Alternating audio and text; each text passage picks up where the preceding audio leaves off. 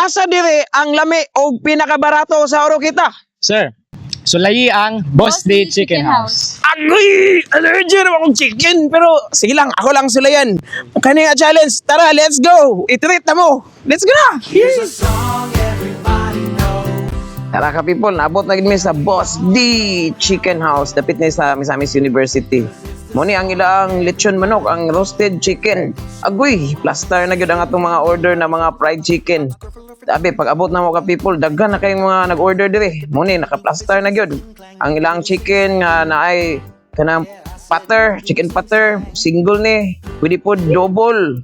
Wow, lamia, uy. Kani po, fried chicken nga single, then apoy double ani. Kani one piece pa man eh. Nara ang double. Humot kayo ka people, grabe, malanghap na gini mo nga fried chicken yung kayo. Humot kayo.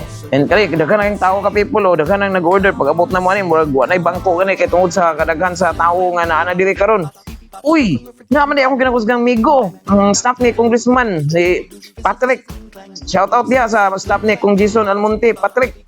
Uy, ang roasted nila nga lechon manok, mao na ni. Dahil na po crispy fried chicken, then only rice diri, only soup pag yun.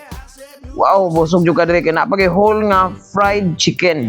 Ug karon ka people kay gadali man ta kay mura gutom na ako na lang gyud nagkuha nga mong order. Ang plaster na pod mi diri.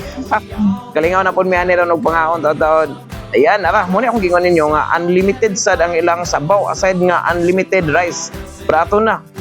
Hilom sa ko kay na may sweet ani akong tapad eh. Tok ano tani sila eh. Sweet kay mo ha.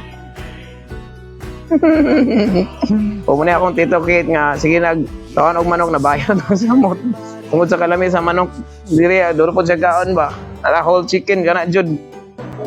Mga ka-people, gi-invite mo diri sa Boss D Chicken House. Barato pa lamia na naa diri sa Independence Street, Poblacion 1, Orqueta City. At bang sa Leo Rivita, likod sa MU Street. Daghang salamat.